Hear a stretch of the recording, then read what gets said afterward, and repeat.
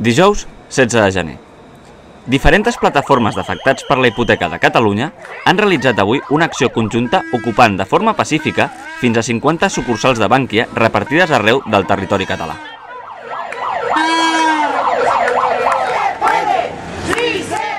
Per la seva banda, la plataforma d'afectats per la hipoteca d'Esplugues de Llobregat ha ocupat la sucursal de Bankia situada a l'Avinguda de Cornellà del nostre municipi. Bien, o sea, hoy las PAS de Cataluña tenemos un día de lucha en la oficina de Bankia, porque Bankia, a pesar de ser el banco que más dinero ha recibido del Estado, es el banco que peor se está comportando con las plataformas. Es el banco que está negándose a toda posible negociación.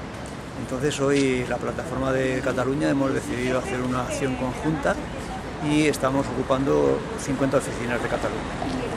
Por lo tanto, con esta acción lo que queremos es volver otra vez a la mesa de negociación y que Bankia vuelva otra vez a escucharnos. El problema que tenemos es el problema de siempre, es el problema de los desahucios, es un problema de que no puede ser que los bancos cada día tengan más pisos y la gente a la calle. Estamos buscando soluciones justas y creemos que las soluciones justas pueden ser, como hemos dicho muchas veces, la dación en pago e incluso otras opciones que también se pueden tomar.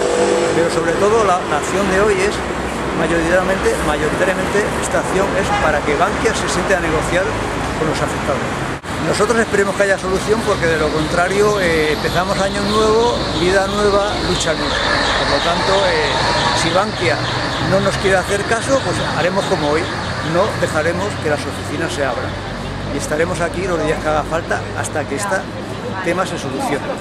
Porque llega un momento en que la desesperación de las familias es tal que ya cuando uno pierde la casa ya ha perdido todo y cuando uno pierde todo ya no le importa nada. Por lo tanto, o Bankia se entera de esta situación o si no estaremos aquí cada día.